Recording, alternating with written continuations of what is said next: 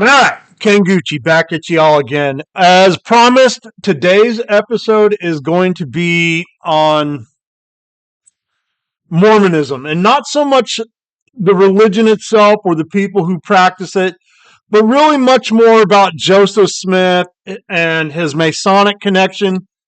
Because I get into a lot of debates about this topic, and there's obviously anytime you have an apologist for any religion, it doesn't matter if it's a standard Catholic apologist or a Christian apologist or an Islamic apologist, right? Anytime you have these apologist people out there that are pushing their excuses, you're going to have people like me that push back against it. And the simple truth is that, for anybody who knows me, I was actually raised Mormon, right? I was actually raised in a traditional Mormon household. My dad was a diehard. He was one of those guys. He went on a mission and did that whole crap.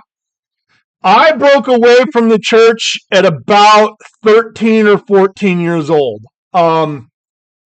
I actually started recognizing inconsistencies with it even at that age.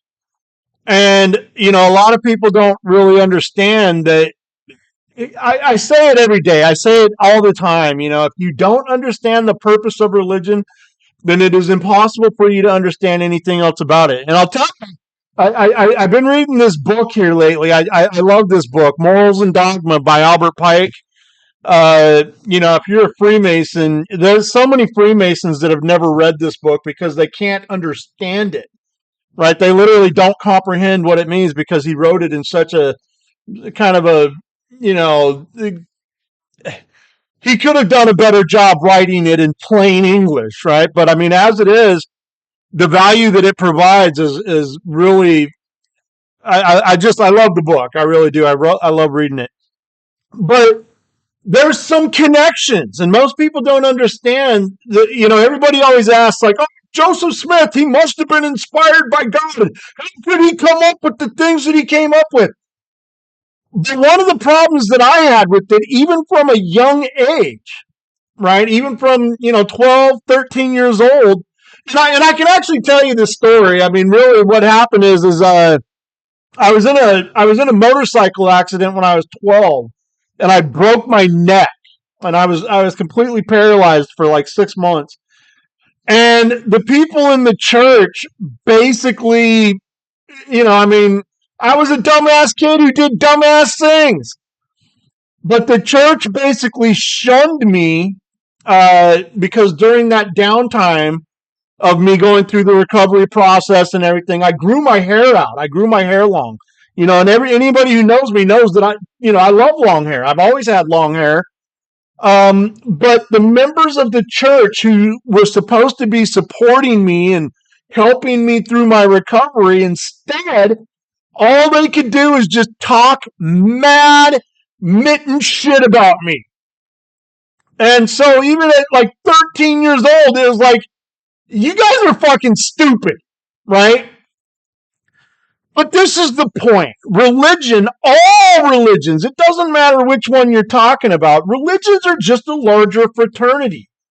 Same hierarchy, same, type of membership, right? I mean, that's all a religion is it's just a social network of like-minded people that bond together to create a more secure society.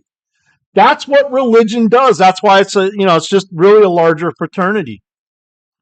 One of the key things that I found at a young age that made me really start questioning it was this idea that somehow Joseph Smith found these golden plates that nobody saw, right? Nobody actually saw the actual golden plates. Even the people, even his little buddies that were in there, creating this scheme with him, they never personally saw any such thing as a golden plate. And then I started piecing other things together, and I started asking myself questions like, if the Mormons are supposed to be this group of ancient Jews that left the Middle East and escaped and came to America and integrated with the Indians and all this and that. First of all, where's the evidence to support that claim? Where are these tribes at? Where are these white Indians at? Okay, second, why would the golden plates have been in Egyptian if we're dealing with a group of Jews? Especially knowing how big of a problem the Jews and the Egyptians have always had with each other, right? This is not a new phenomenon. The Jews and the Egyptians have been fighting each other for, fucking 7,500 years. I know Jews didn't exist that far back, right? I mean, but here's kind of the next thing. Abraham, right, the father of Judaism, the father of monotheism, Abraham would have never stepped foot into Egypt. He did not like the Egyptians. Abraham was a Sumerian. Most people don't realize this, right? Abraham was Sumerian. He was actually a Persian. He was from the Caucasus mountain region. So that's technically right there between Iraq and Iran. But he was Sumerian. He was from Mesopotamia. Now, kind of the historical thing that I always try to throw to people is, really there's no difference between Abraham and the Zoroastrian, Zoroaster. To me, they're the same guy. Some people say, oh no, Abraham was like 500 years earlier before. No, he wasn't, man. There's no proof of that. To me, they were the exact same person, and, basically they just split off into two different sects where one basically created Judaism and the other one kind of went off and did their own thing and probably didn't last too long. But obviously, if you're Islamic, then you think that that's what spawned your religion, right? But the truth is that Abraham and Zoroaster were probably the same guys. And, again, so many of those early religions were based off of oral stories that were just passed down from generation to generation because there wasn't a lot of people who knew how to read or write back then. Plus, you also have to remember that a lot of languages back then were much smaller than they are now. I mean, you got to figure with every time an invention is created or every time somebody thinks of something new, that creates a new word. And so, 5,000 years ago when Abraham was running around, or 4,000 years ago, however long it was, when these guys were running around, most of their philosophy and theology came in the form of storytelling. And that's all that there is to it. But even at a young age, I asked myself, why would there be Egyptian hieroglyphics for a group of people who were supposedly Jewish? Because history tells us, here again, we're going back to like Joseph, right? Now, if you watched a couple of episodes ago where I explained the hoax of Jesus, and that Jesus was actually born from the line of Joseph the Pharaoh, not Joseph the other dude, the Jew, right? So Jesus was Egyptian. And this is the only connection to me that I can possibly find between Abraham and why the Book of Mormon would have been written, specifically the Book of Abraham, right? The Book of Abraham, which didn't get added till, many years later. Why would it have been in Egyptian hieroglyphics? Why? Now, I get it. If you're Mormon, you don't want to be told that you're wrong, just like any other religion, right? If you're a Catholic, that's what you've been ingrained with to believe, and that is what you believe. And there's nothing wrong with that. I'm not trying to break people's faith here. I'm simply trying to answer some questions, right? Because everybody asks, well, how did Joseph Smith come up with these things if he wasn't inspired by God? And let me explain. So first of all, and this is the most crucial element to this episode that Mormons just hate talking about. Mormons have been trying to hide this. There's so many things that Mormons try to hide.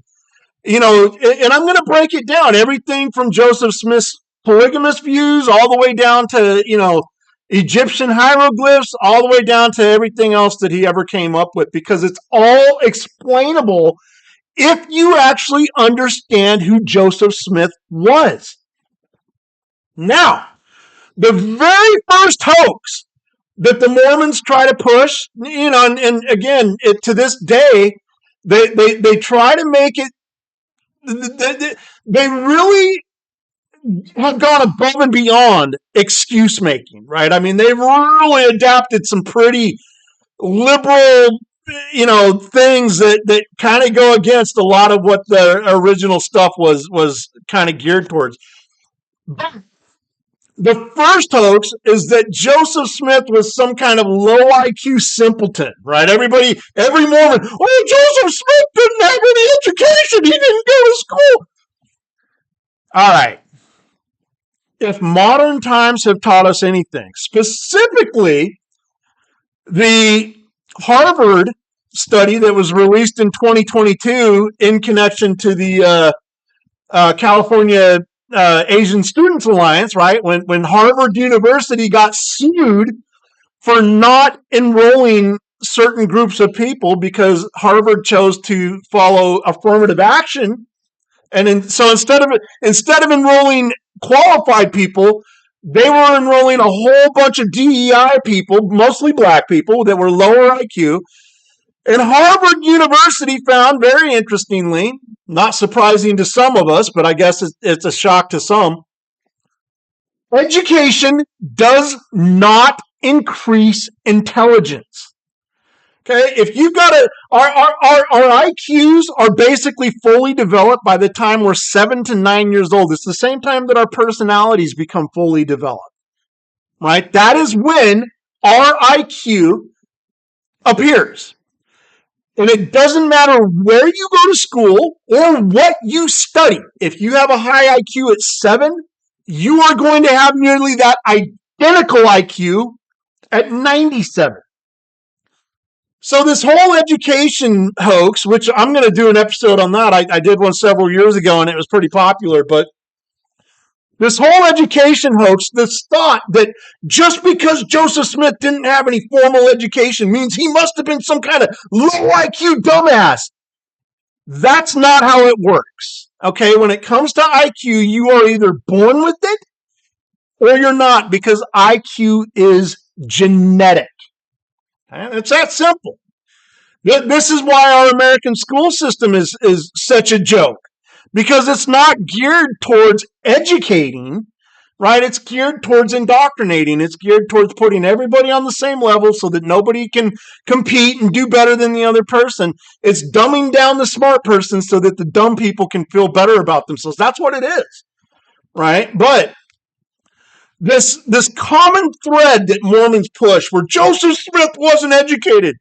Okay, so let's just establish very quickly that Joseph Smith was probably one of the highest IQ people of his time. Just because he didn't go to Boston University or some other shit like Brigham Young, right, doesn't mean that he wasn't perfectly capable of reading advanced things, comprehending advanced things, and most importantly, creating stories to talk about important things. Now, the question comes, well,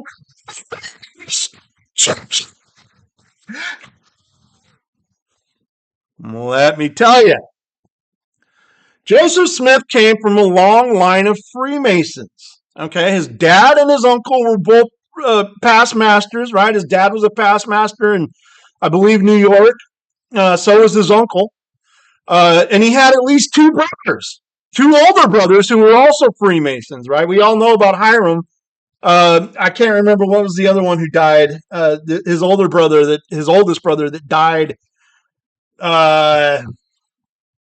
Anyway, I can't remember his name, but he was also a Mason. He was also a Freemason.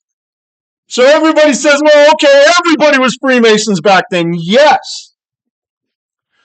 We're going to get to Joseph Smith's actual Masonic record here soon enough. But the point is that his family took Freemasonry a little more serious than the average Freemason did. Now, we know for a fact, let's get to this whole treasure hunter thing. Joseph Smith Jr. and his dad, Joseph Smith Sr., were treasure hunters. But here's kind of the connection that nobody actually understands.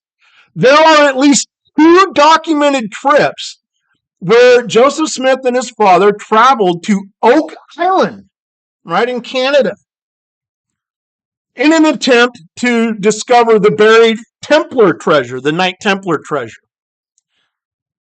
And everybody, when I say this, everybody, oh, this is yeah, okay. You know, when I talk about my proof, I don't need to see a forged historical document to think of these things, right? Here again, a lot of this stuff I talk about, especially like the Jesus hoax and stuff like that, a lot of this stuff that I talk about is old Masonic stuff that you don't learn in an average Masonic lodge. Okay, you only learn these things by traveling the world, listening to stories, and piecing together factual evidence that you can find. This is what separates a person. Because here again, if you remember last episode, I talked about how everybody is really kind of one tracked in their way of thinking, right? So if you're raised to believe something, that's probably going to be what you're going to believe forever. There's two types of people, right? There's the type of people who want to challenge the status quo and they want to find the truth. So they look at all sides. There's always three sides to every story, remember? There's your side, there's my side, and then there's the truth. And truly objective people will look for that truth. Right? They will compare stories, they will compare myths, right? Because every story we have, somebody imagined it, so it must be true to that person, right? Obviously, perception is reality. So it's no different with any of this stuff. There's so many things that can, like historical things that can be shown, but I don't have any hard evidence for any of this stuff. This is all just stuff that I've developed over my lifetime of my research. There may not be some accuracies and there may be some embellishments. I don't know. But this is what I believe. And this is the research that I've come up with. So let's get back to the Masonic connection, because basically the entire religion and Joseph Smith's entire existence revolves around this Masonic connection. So Oak Island, as everybody may or may not know, Oak Island is the world famous spot where the Knight Templars, when they escaped Europe and came to America, that's where they supposedly buried their Templar treasure, right? Now, most of us, especially most of us who are in the York Rite, who are actual Knight Templars, we don't believe that the Templars actually left anything there. We believe that it was a grand ruse to throw off people from, things. I mean, if I had to guess, I would probably say that the Templar treasure probably stayed in Switzerland, hence the reason that, still to this day, the biggest banks are in Switzerland. That's just my perception. I don't believe that the Templars ever buried any treasure on Oak Island. But Joseph Smith and his father were obsessed with this. And like I said, there's at least two trips that they made to Oak Island in Canada, in Nova Scotia, which was not that far away from where he grew up, from where they were, basically between New York and Vermont and all, that whole New England territory. That's where they roamed. That's where they started. And obviously we know, through court documents and other things, we obviously know of two separate instances where Joseph Smith was actually charged, with like a fraud, almost like like defrauding people for pretending like he could use these seer stones to locate buried treasures and stuff. But we know that it all stemmed from that Oak Island Knight Templar myth that Joseph and his dad were both just obsessed about. Now, here's the thing. Joseph Smith wouldn't have had to, he would not have required any formal education. He still would have been highly educated in things like political science and banking, finances, right? Economics. Most importantly, he would have been incredibly skilled in mathematics. And here again, this is going to kind of come into play here in a little bit later. But the point is that Joseph Smith was incredibly charismatic. He was incredibly high IQ, and he had the strongest Masonic connection that you could almost have in those days. Again, he would have been highly educated in many different areas that were important to the Masonic movement back then. Most of all, he would have learned about the Egyptian mysticism, aka Gnosticism, right? And I explained this kind of in my last two videos, right? That Jesus was a Gnostic. He was not a Christian. Joseph Smith would have understood this. He would have understood that Jesus was Gnostic. He was not Christian. And again, this is where many things come from. The belief that Jesus was Egyptian, first of all. Here again, hence the reason why Joseph Smith claimed that everything was written in Egyptian hieroglyphs. Right? Technically, the man named Yeshua, Jesus, spoke Aramaic. I don't even believe that he spoke Egyptian. He actually spoke Aramaic. But it still ties in with Joseph Smith's overall view of who the man named Yeshua was. And again, modern Mormonism, I've said this so many times, modern Mormonism is nothing more than just a revised version of Gnosticism, right? Kind of like I was explaining how Islam is very similar to that as well, right? I mean, this is why you have, certain beliefs in Mormonism. This is why you have beliefs like every man can become his own God, right? That's a Gnostic belief. That's not a Christian belief. Okay, it's not a Jewish belief. It's not a Sumerian belief. It is a Gnostic belief that every man can figure out a way to become his own God. And this theory has existed for a very, very long time. And I'm going to get into the whole polygamy thing here in a little bit too. But the bottom line is that Joseph Smith, first of all, his idol was George Washington, also another famous Freemason. And when Joseph Smith started reading the King James Bible, knowing that King James, what the hell?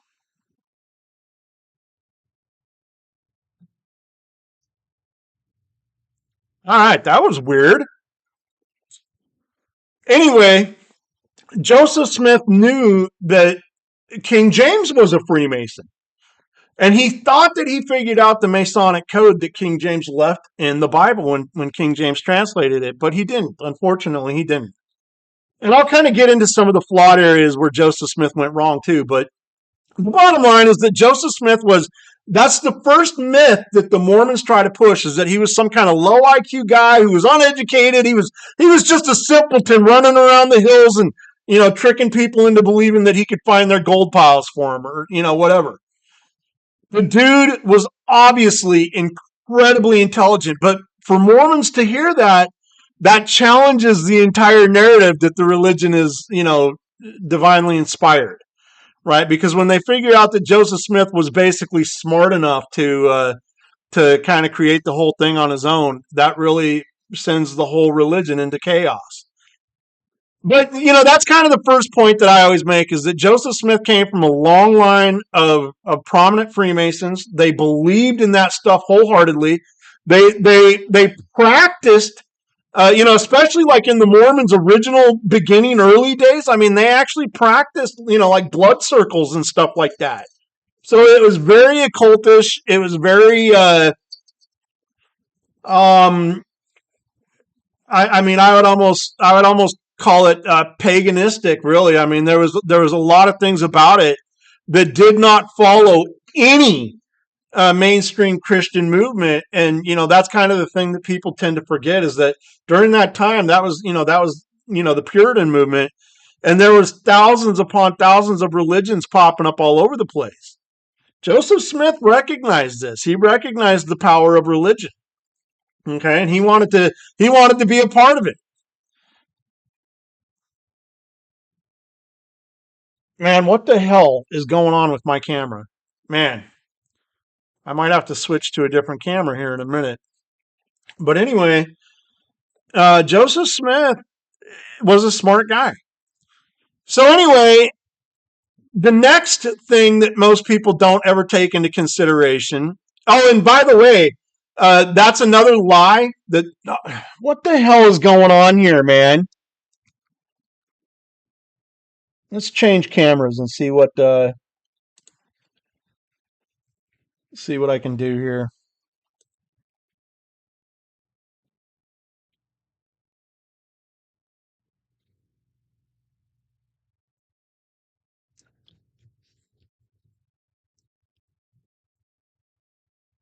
Oh,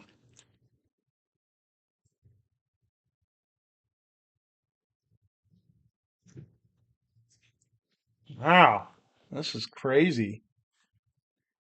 This is not even legitimate. What in the actual hell is going on? All right, let's try to get back to this a little bit. So anyway, uh,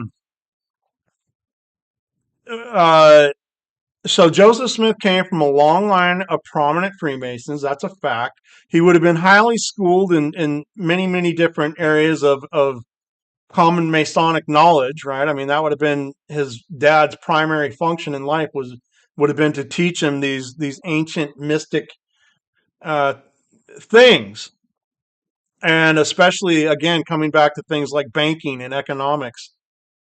Now, that's the second most common myth that Mormons push is that Joseph Smith didn't become a Freemason until 1842.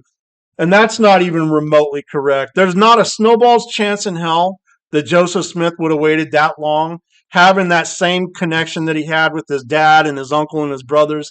There's not a snowball's chance in hell.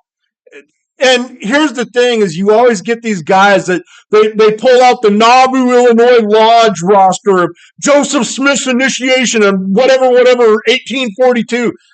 It's like, you guys, man, you cannot be this damn dumb. I mean, seriously. But let's get into the whole story. So Joseph Smith was actually initiated into Freemasonry in 1824 when he was 18. I even got into an argument one time with some Mormon apologist, and he said, they didn't allow confirmations at 18. Like, yes, they did, man. Back then, the actual standard was 16.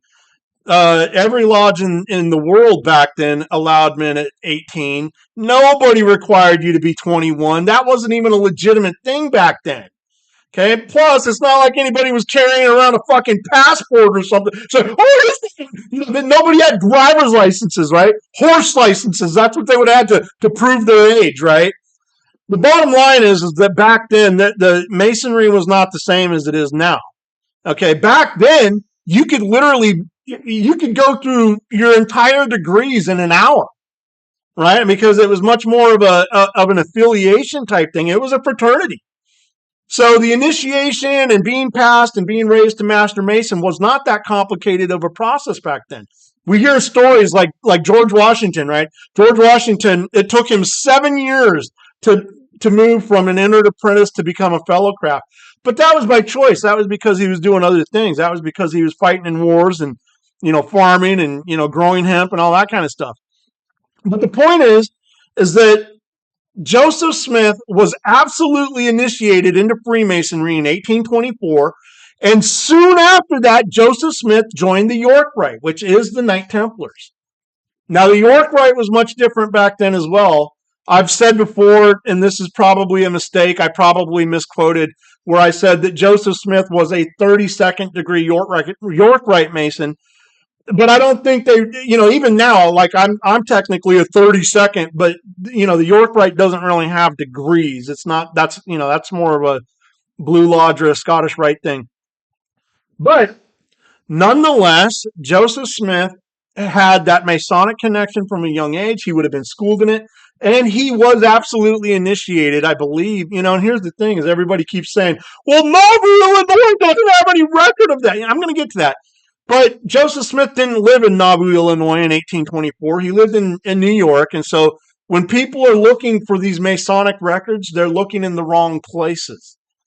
But I'm going to get to that anyway. Most people don't realize this, but Joseph Smith met Brigham Young through the York Rite. That's actually how they connected, and that's actually how Brigham Young got brought on and decided to move west. Brigham Young was attending Boston University, and just FYI, Brigham Young's very good close friend and associate was none other than a guy named Albert Pike. Right? When you see that Morals and Dogma, Albert Pike just happened to be one of Brigham Young's best friends. Now, Joseph Smith and Albert Pike did not get along. First of all, Albert Pike was big into the Scottish Rite, right? We all know how he did the revision and everything. And the Scottish Rite up in the Northern Territories was not a real big thing yet. It wasn't even really a rostered movement at that point. But Joseph Smith knew that the Scottish Rite was basically the Illuminati. He knew that, right? Here again, he knew from history. And I'm going to make a video about that too. I'm going to make an episode about the Illuminati connection and all that. But Joseph Smith had a problem. First of all, Joseph Smith was anti-slavery, right? Now, Joseph Smith did support the ACS. He did support, helping, or I guess convincing Black people to return to Africa. And obviously the religion had some pretty strong, anti-Black standards in the beginning, right? And most Mormons don't even understand that. They think that it just came off of Joseph Smith's belief that Black people were born from Cain. But it actually came from his Masonic affiliation. Back then, Black men were not allowed into Masonic lodges. And again, Joseph Smith tried to create a religion based off of Masonry. That's what the entire religion is. It's all just one big Masonic thing. And that was one of the things that Joseph Smith also agreed with, is that Black men should not be Freemasons. And therefore, Black men were not allowed into the Mormon religion in the beginning. These are just facts. Right? And everybody gets so bent out of shape over this. It's like, oh my goodness, man, just listen to the facts. Okay, it's nothing bad. That's just how people thought back then. But this is actually where the divide came between Brigham Young and Joseph Smith. Brigham Young was a follower of Albert Pike and the Scottish Rite. And as we all know, Albert Pike was a famous Confederate general and possibly even responsible for helping to found the KKK. Right? And it's always interesting when you connect these dots to each other to kind of see the power struggle that existed even though they were supposed to be brothers, right? And I'm going to get to Brigham Young in a little bit, but basically that's how Joseph Smith met Brigham Young. He met him through the York Rite. And then, when Brigham Young decided that they actually met in 1830 in Boston at a York Rite ceremony. And again, everybody says, what's your proof? I got no proof, man. What's your proof that he didn't? Okay, that's I'm trying to get you people to think. So where is your proof that he didn't meet Brigham Young in Boston at a York Rite ceremony? I believe that Joseph Smith met Brigham Young through this Masonic connection. And most people don't realize that almost all of Joseph Smith's early followers were also all Freemasons. So a lot of them believed in this Egyptian mysticism and this Gnostic type of stuff because that was a core Masonic principle back then. See, modern Freemasonry doesn't teach that stuff. Modern Freemasonry, if you want to be a little Christian pastor or, you can be whatever religion you want. Back in those days especially, Freemasonry was actually a school of thought. It was actually anti-religion. That's why they call it the occult, right? A cult is a Greek word, and the cult, the word literally just means group or religion or culture, right? Cult is culture. So every religion is a cult. Every religion. It doesn't matter what it is. Every religion is technically a cult.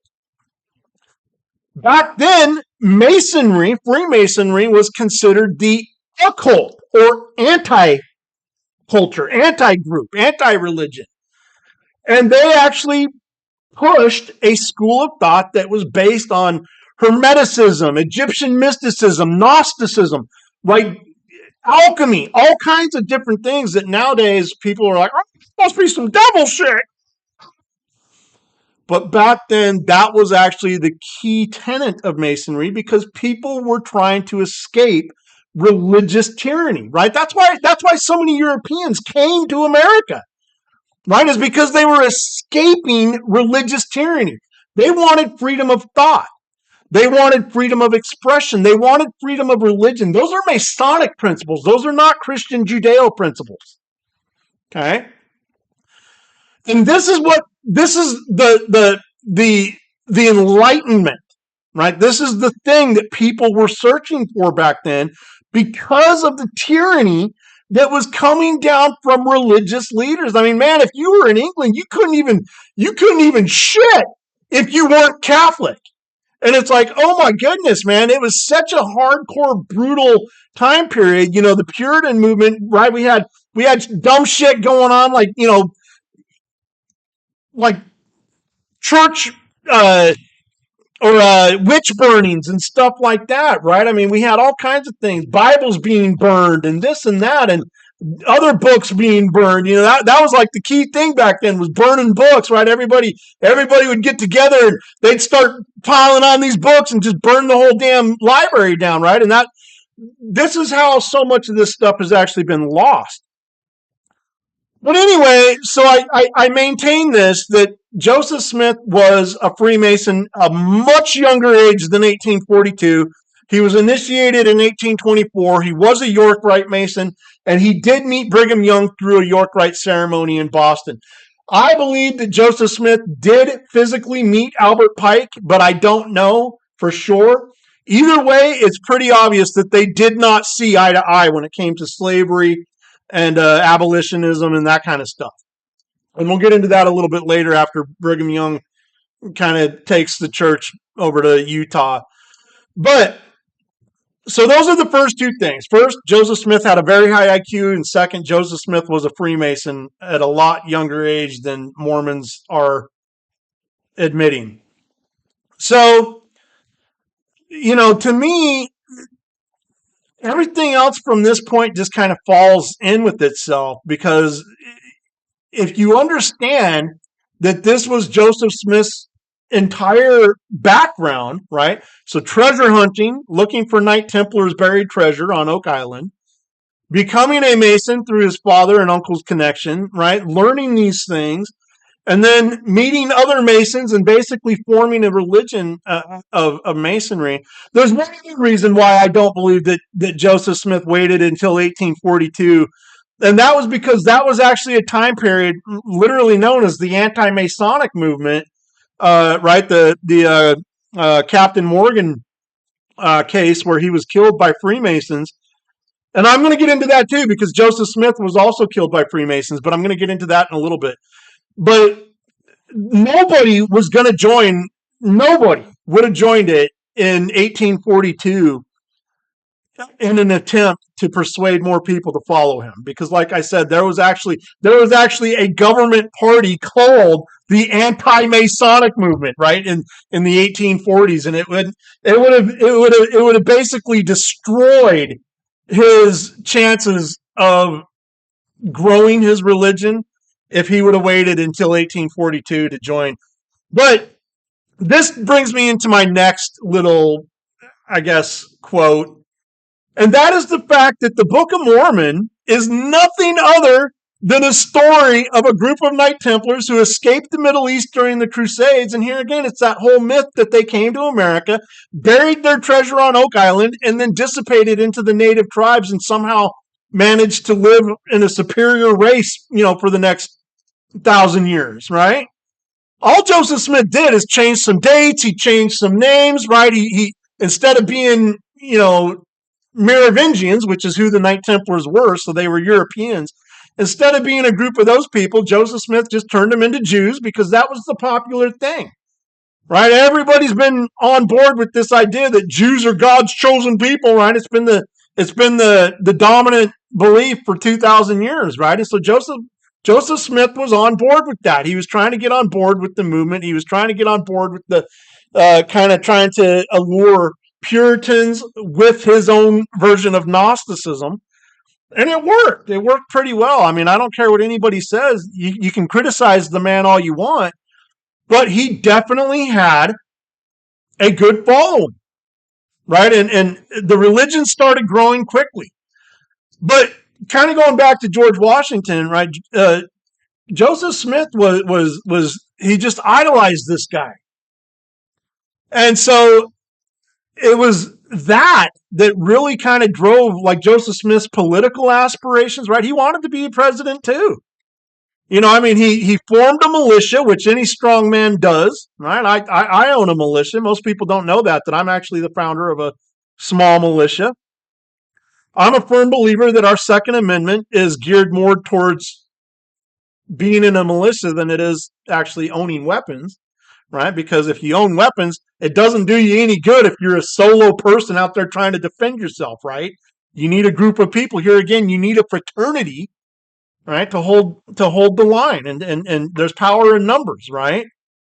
Alone, you might be able to defend yourself a little bit, but as a group, you're going to be able to defend yourself a lot longer, and that's what it comes down to.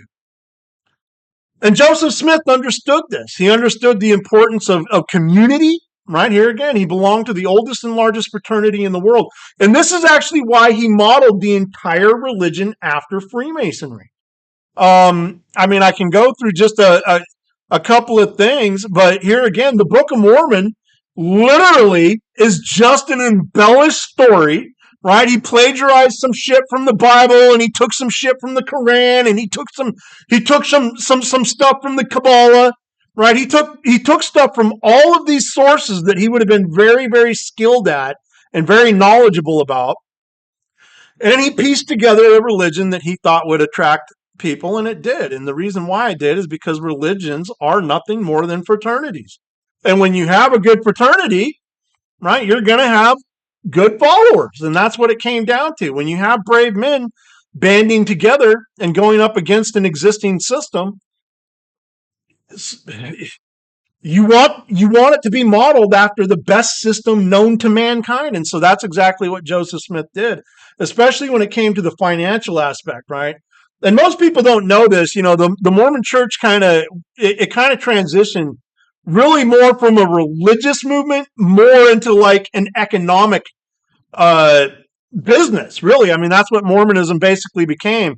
And business was good for a lot of years. I mean, the people that belonged to the faith were very well taken care of. And it made their lives much easier to belong. And that's the purpose of religion. That's what all of them do, right? It's just a group of like-minded people. But, you know, I mean, I even look at things like baptism for the dead. Everybody like, oh, where did Joseph Smith come up with this? It's like, well, he came up with that shit from Isis and Osiris, right? When Isis died, Osiris baptized him, and that's what brought him back from the underworld, right? And so here again, it's mystic and Gnostic things like this that really drove Joseph Smith. And he knew about these things from his Masonic heritage. He knew about these things because that's what Freemasonry is all about. King Solomon's Temple and the Egyptians. That's it, right? If you got those two things down, you're basically a Freemason. But, I mean, when you look at the entire structure of the church, I mean, you know, everything from the top down, like obviously, you know, like their prophet or their president is basically the Grand Master. Right? Their quorum of the 12 is basically the Grand Lodge, right? And they have a central command that rules all other branches. Just like how in Freemasonry you have a state Grand Lodge and all other lodges fall under that jurisdiction, right? And it's the same thing with Mormons. So, you know, the bishop, right? The bishop is basically the worshipful master. The senior and junior counselors are basically the senior and junior wardens. And even the deacons, right? Mormons even have two deacons, right? And those are just literally senior and junior deacons. So it's almost the exact same setup as a Masonic structure as a lodge structure or a Grand Lodge structure. It's really almost identical. He changed a couple of names, and here again, this is kind of what the KKK did too, right? They took a lot of Masonic titles and they structured that whole organization based off Masonry, right? That's why they have what was their Grand Dragon or whatever, Grand Kleagle or whatever they got. But they basically just took the names from the Masonic lodges, edited them, but the structure is almost identical, and that's why the Mormons have done so well, right? Again, they did this well because they have basically an elected hierarchy of men who have proven themselves to the faith, right? They've been there their entire lives, and so they've done the fraternity.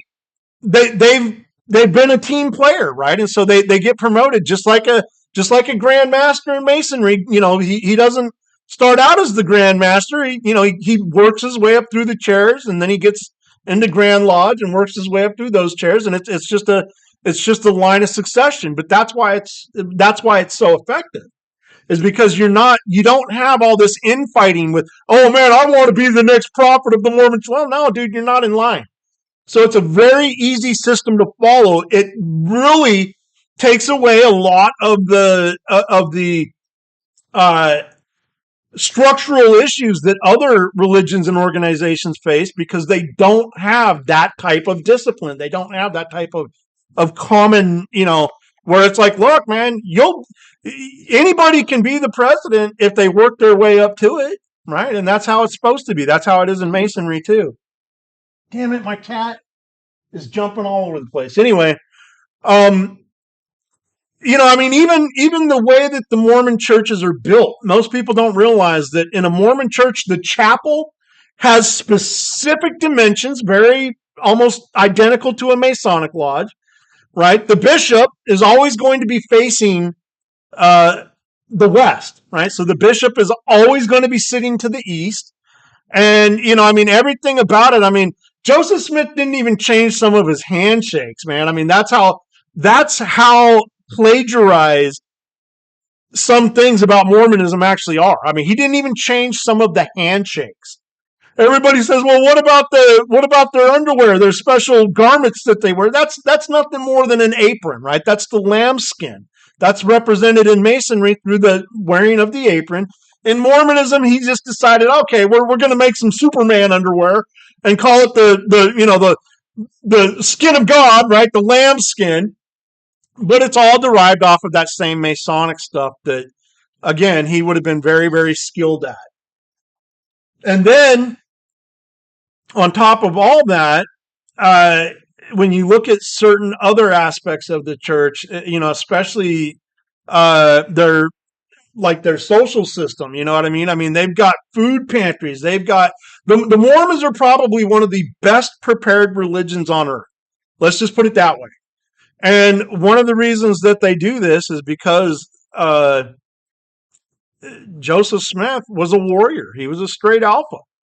And he knew that the only way to sustain his religion was through physical force. They weren't afraid to take it, right? This is what started the whole incident, right? Basically the state of Illinois by that time, right? By the time he got to Illinois, the state of Illinois saw him raising his militia, and so they went after him. People tend to forget that the Mormon religion is the only religion in America where the government has actively gone to war against it. Yeah, we'll kind of get into some of that stuff too. So moving forward, there's just so many things that people just don't take into consideration. We could look at so let's kind of get into the whole polygamy thing. And everybody, modern people just don't understand this concept. They don't get it. They don't get what Joseph Smith was thinking. They don't understand why Muslims practice it, because to them it's some sort of barbaric thing, and they just aren't capable of understanding basic biology. The simple truth is that strong men will always be polygynous. It just is going to depend on societal standards on how they practice that polygamy. Some men The guys who go out there and cheat, that's no different than being polygamous. They're just trying to hide who they really are. And Joseph Smith understood this. He looked at men like Moses, King David, King Solomon, Genghis Khan, right? Joseph Smith looked at Genghis Khan. You know that one out of every 200 Asians in Asia to this day can be directly traced to Genghis Khan. Now, this plays into the idea of polygamy, right? And Joseph Smith got his ideas from polygamy from the Old Testament. He got it from Isaiah 4:1. This is where all polygamists get their polygyny ideas from, and Joseph Smith was no different. Joseph Smith knew from a young age, he knew that real men always have multiple women, because from a biological perspective, women should flock to the strongest men. This is going to guarantee the purest bloodlines, right? This is how King Solomon literally started the nation of Israel. And so, right, Abraham, so Joseph Smith noticed a couple of things, and even Jesus, right? Here again, we believe that Jesus had at least 4 wives. But Joseph Smith understood this. He understood that in order to be an alpha male, you have to have multiple women hanging off your shoulder, because that is a true sign of actually having something to offer that woman. You're giving that woman a pure bloodline. You're giving those women protection. And there's power in numbers. Here again, Joseph Smith understood that there's power in numbers. And anytime you want to grow an army, the best way to do it is to grow it through birth. I mean, that's going to give you the most secure, tight-knit group of people that are willing to defend each other, is when they're all born into the same bloodline. How can you be a god, right, if you aren't capable of mass reproduction? See, Joseph Smith understood these things. And here again, he looked at men like Moses, King David, King Solomon, Genghis Khan, Muhammad, which is Jesus, and he noticed one thing. He said all of these men were brave enough to break away from their existing system and create their own religion. Every one of them. And every one of them was also polygamous, because that is what real men do. Now, again, some men try to hide it. Up until about 100 years ago, we actually had brothels all over this country. Most people don't realize that's a form of polygamy too, right? That's one man having sex with multiple women. Back in the day, a guy would go into town for supplies or whatever. He'd pop off to the local brothel, and his wife would never even know. Okay, that was just the culture back then, because it was expected for men to actually be men. Joseph Smith understood this. And he also understood what the perception of polygamy would do, because here again, he looked at historical accounts like King David, right? I mean, there's entire religions that are based off of this stuff. Again, Muslims, right? Muslims believe that Muslims are a lot older than Mormons, and they believe that every man they believe that specific men, not every man, they believe that only the strong leaders should be able to have 4 wives. Joseph Smith just happened to believe that you could have a few more than that. The point is, and that's actually one of the reasons, everybody asks, well, who killed him and why did they kill him? So that brings us into that aspect, right? I mean, here again, Joseph Smith understood polygamy from an alpha male perspective. He didn't care what the rest of society thought. But here's the mistake that he made. The mistake that he made was that he took on women who actually belonged to his other brother Freemasons. So when Joseph Smith was killed, he was killed for 2 reasons. And I actually believe that he was killed for 3 reasons, but this goes back to Brigham Young. I believe personally that Brigham Young was 100% involved with Joseph Smith's death.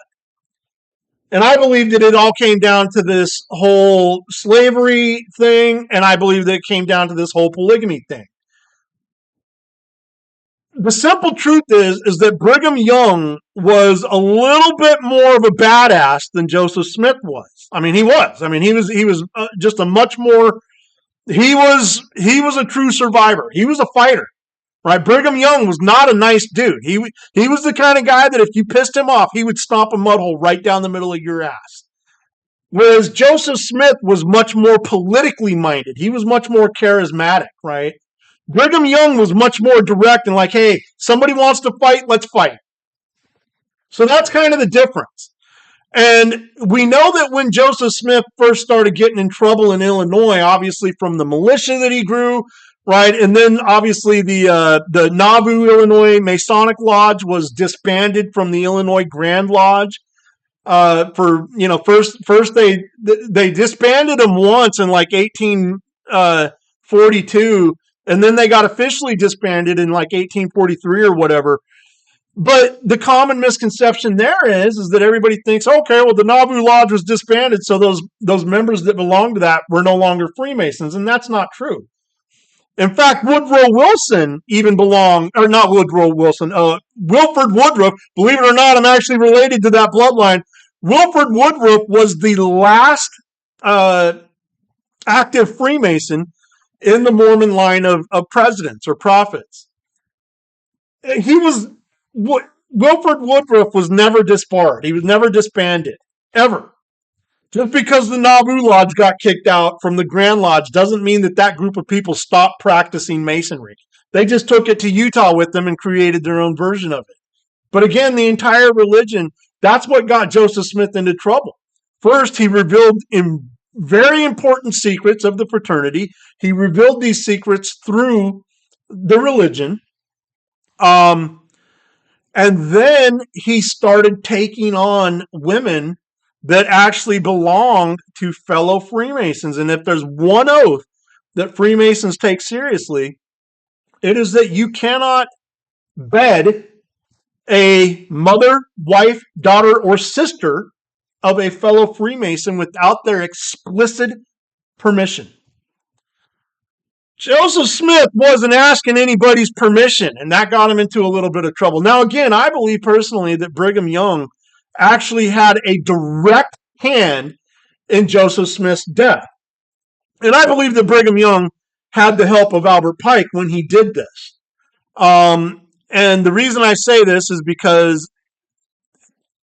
there's just too many things that Brigham Young repeated after he went to Utah, especially his pro-slavery stuff. There's just too many things that he said that Joseph Smith didn't agree with.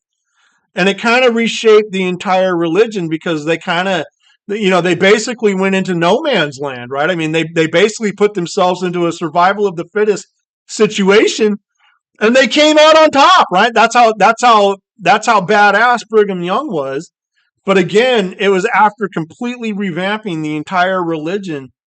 And this is also when we see things like, some of the storylines changing, like Joseph Smith's first vision, right? Did he see God and Jesus as two separate people, or did he see one spirit, or did he just see two different angels? Right? I mean, there's just so many inconsistencies.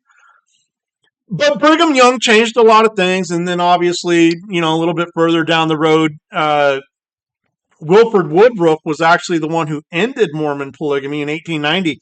And that's a tragedy that changed the whole religion. The religion has never really been the same since then. When you talk to Mormons about this, they say, oh, God just changed his mind. Well, that's not how it works. Okay, that's not how it works. Unfortunately, now in modern times, Mormons have become so beta-tized because basically they grew so rich so quick. They became a powerhouse. They became a main competitor in the religious movement, and they grew because here again, when people find that fraternity that they like, that actually improves their lives and helps them live safer, more productive, happier, healthier lives, then that's a great thing. I will say this. I will say that Mormonism is closer to the actual teachings of Yeshua than any other Christian religion out there. And I said this on the last episode about Islam. Islam is closer to the actual teachings of Jesus than any other Christian religion. And if you all heard, Islam started out as a non-Trinitarian Christian sect. Well, that's also how Mormons have started out, as a non-Trinitarian Christian sect. And here again, it's not until later where you start seeing this, like did Joseph Smith actually see two separate individuals in his visions? Nobody knows, because the story has been changed and edited so many times. But I contend that Mormons were obviously a non-Trinitarian Christian sect, but they are closer to Gnosticism than any other religion out there. It's a great religion. I mean, listen, anybody who talks negatively about the Mormons has obviously never lived around them or worked with them or anything like that, right? It's kind of like how people always talk shit about Freemasons, like, oh, they're the devil. Okay, well, go tell your banker that. I'm sure he's going to laugh at you. But right, go tell your local sheriff that he's the devil. I'm sure he's going to laugh at you. But that's the point, though, is that people are always afraid of the things that they don't understand. And Mormonism is no different. People don't understand it, so they automatically judge it. But the actual truth is that Mormonism is closer to the teachings of Yeshua than any other Christian religion out there. Now, because of my Masonic knowledge and because of my Masonic beliefs, right, I basically renounced my Christianity many, many, many years ago. In fact, I'll even take it so far as to say, I will admit, I don't personally understand how any Freemason can actually be Christian. I don't get it. But that just means that there's a lot of Christians out there that are, they're minnows. They're Masons in name only. They're not real Freemasons. And that's how they maintain Christianity and Masonic affiliation at the same time. But I would say that it is impossible to be Christian and a Freemason. And the only reason I say that is because real Freemasonry they actually understand who Jesus was. They actually understand the purpose of religion. And they also understand that all religions are man-made. Joseph Smith understood this better than anybody. He understood that religion is man-made. And he wanted to create a system, again, of like-minded men where he could grow his brand, and he did. He succeeded. Some people would say that Brigham Young is the one who actually succeeded with that, and you may be right. Brigham Young may be the actual person who carried the legacy, because I don't believe that the church would have lasted if Joseph Smith would have lived. I really don't. I actually think that when they killed him, and again, he was killed by Freemasons, right? When they came to the jail on the day they killed him, right, as the mob was gathering around the jail, Joseph Smith recognized some of his brother Freemasons. He raised his arms in the air, standing inside of the second story window. He raised his arms up and he said, "Oh Lord, my God, is there no help?" I'm not going to finish that phrase. But if you're a Freemason, you know what it means. And if you're a Freemason, you know that he would have never used that if it had not been other Freemasons that he visibly recognized and noticed in that mob.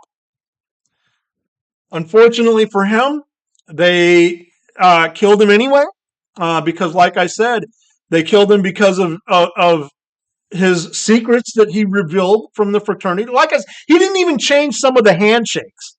Okay, that's how. And again, I'm saying he's the smartest guy of his time, but he obviously had a few hiccups that is just like, oh my goodness, man, what was this dude thinking? But that's how it goes with any religion, right? And like I said, the Mormon religion in and of itself is a fantastic organization, right? If you want security, and if you want peaceful living, and if you want prosperity, those are things that fraternity offers. And again, the reason that it can offer that is because it's based off of the oldest and largest fraternity in the world. Every single thing that Joseph Smith believed in, everything from polygamy to becoming his own God to baptism for the dead, every single thing can be explained through Masonic knowledge. Every single thing. Again, the golden plates never existed. But if they did, why would they have been in Egyptian hieroglyphs? The Jews didn't like the Egyptians.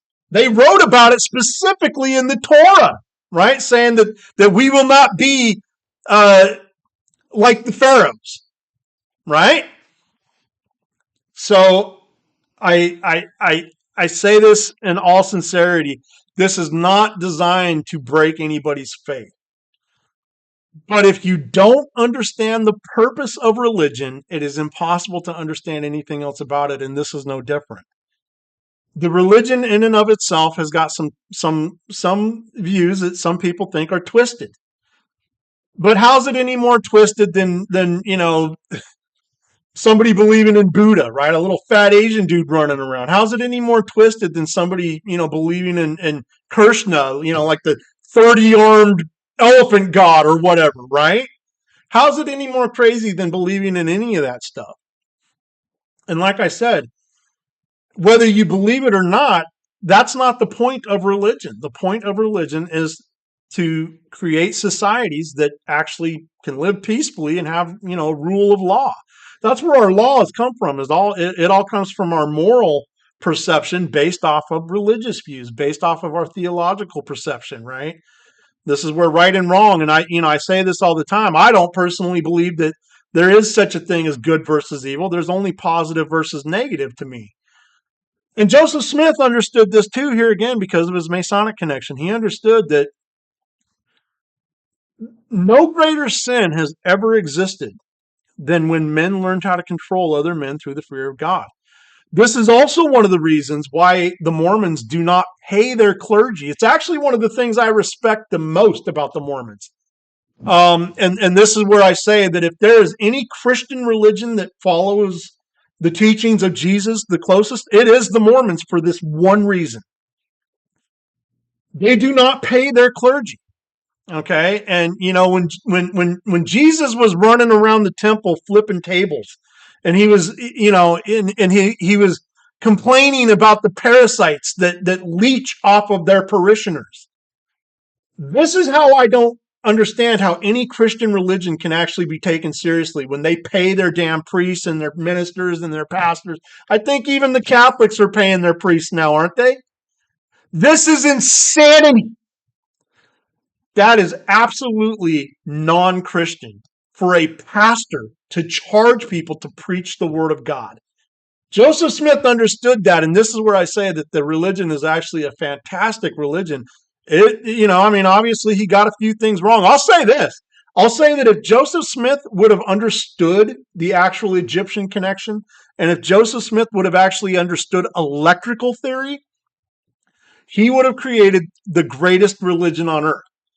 And everybody always says, well, why don't you do that then? Well, I'm working on it, man. And, it took Joseph Smith about damn 15 years to get his book written. So it might take me about that same amount of time for me to get mine written. But I am working on a system. The difference is that my system is not going to be based off of the fear of God. And that's where Joseph Smith went wrong. He went wrong by including that Puritan movement and by creating such a strict Christian orthodoxy type of religion. That's what he did. And like I said, it could have been so much greater. It would have conquered the world if he would have understood like the Egyptian pyramids and the 33rd parallel, electromagnetism. Again, if he would have actually understood electrical theory, his religion would have been unstoppable. But anyway, this is kind of it for today. I just really wanted to kind of go over this stuff. There's so many things that the Mormons refuse to admit. And it's because if they admitted it, then it would destroy their entire narrative that the religion was divinely inspired. But it is unfortunate that there's not enough people out there with a high enough intelligence level to see it for what it is, right? And that goes for any religion. That goes for Judaism or Islam or any of them. So anyway, I hope that this answered a few questions, and let me know what y'all think. Till next time, take care.